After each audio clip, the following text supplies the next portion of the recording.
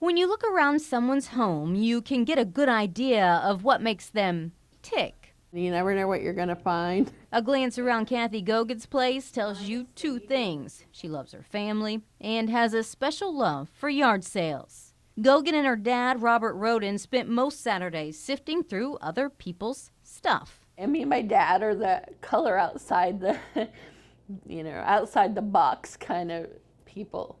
But Gogan's relationship with her dad was deeper than Saturday sales. Oftentimes you're more like one parent than another, I guess. So when her dad was having stomach trouble, she was the one who took him to Baptist Health Corbin. He was admitted to the hospital for what Gogan believed was an infection. Roden had a history of heart issues, but that didn't seem to be a concern according to his daughter. So she and her mother left him resting around 9 that night. The next morning when I got up, I called probably 7-ish that morning to see how he had done, how he was doing. And the nurse said he was doing well. So Gogan and her mom headed to the hospital a couple hours later. She says the door to the room he was in was partially closed, and a group of hospital staff was standing around the door. One approached Gogan's mother. My mom turned to me and said, they said that your dad has died.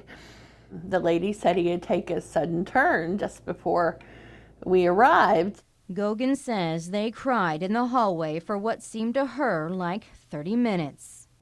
I see at the end of the hallway my dad being wheeled in a wheelchair down the hallway towards me. And I'm thinking, am I dead?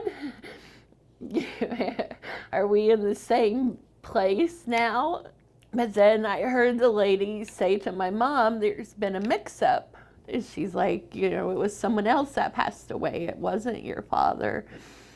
As you can imagine, her father being alive was fantastic, but that relief only lasted a few hours, because the next morning at 5:30, Gogan got a call from her dad's nurse. She said his heart rate was dropping. So I asked her about ICU, if he was there, and she told me that he had a DNR. That's a do not resuscitate order. And I said, my father doesn't have a DNR.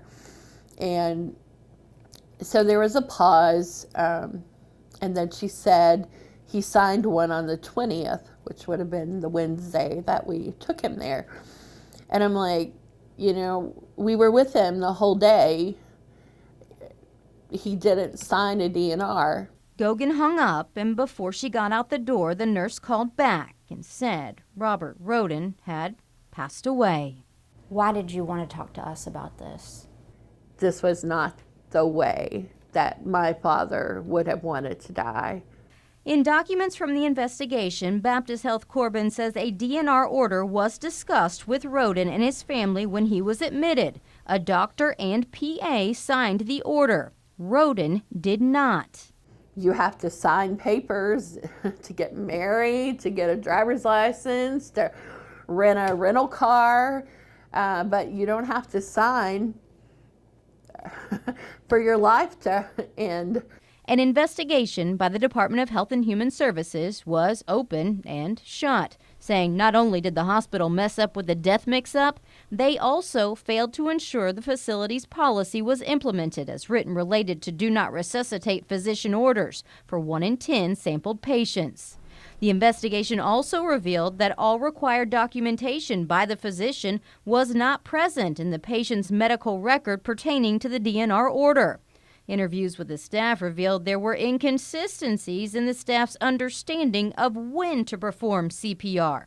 We asked Baptist Health Corbin leadership for a sit-down interview and supplied questions ahead of time. Instead, we were emailed this statement from the president of the hospital. Patient safety is our #1 priority at Baptist Health Corbin, and our patients remain at the center of our decision-making every day.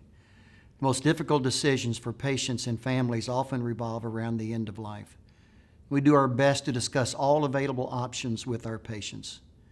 Ultimately, under Kentucky law and federal regulation, it is a patient's right to make his or her own decisions. Sometimes those decisions may be difficult for family members to accept.